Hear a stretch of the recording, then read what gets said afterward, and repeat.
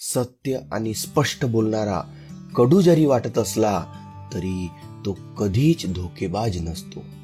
त्यामुळेच तर चांगल्या रस्त्याला गतिरोधक आणि चांगल्या व्यक्तीला विरोधक हे असतातच. आयुष्यात कधीच कोणाला कमी समजू नका, कारण लक्षात असू द्या, एक छोटी मुंगी जेव्हा बलाढ्य हत्तीच्या कानात जाते तेव्हा हत्तीची शक्ती सुद्धा काहीच कामाची राहत नाही. घरातील प्रत्येक गोष्ट मित्र किंवा मैत्रिणींना सांगत बसू नका, कारण घरात जेव्हा वाद होतात तेव्हा काही ठिणग्या येथूनही पडतात. पानगट झाल्याशिवाय झाडाला नवीन पालवी येत नाही, अगदी तसेच आयुष्यात कठीण प्रसंगांचा सामना केल्याशिवाय चांगले दिवस हे येत नाही. साथ देणारी माणसे कधीच कारण सांगत नाही आणि कारण सांगणारी माणसे कधीच साथ देत नाही. जगातील एकच गोष्ट माणसाला यशस्वी होऊ देत नाही, ती म्हणजे स्वतःच्या मनातली भीती.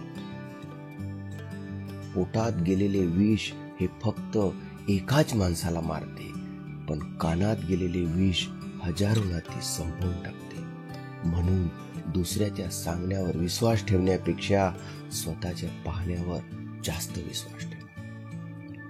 कितीही कमवा, पण गर्व कधी करू नका, कारण बुद्धिबळाचा खेळ संपल्यावर राजा आणि शिपाई शेवटी एकाच डब्यात ठेवले जातात.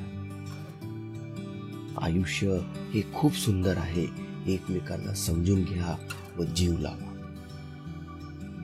जीवनाच्या शर्यतीत कधीच दुसऱ्याला हरवण्यासाठी पळू नका.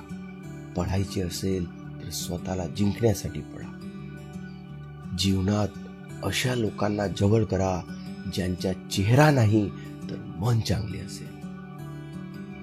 पैसा आणि अक्कल कुठे खर्च करायची हे ज्याला जमले ना, तोच खरा बुद्धिवंत.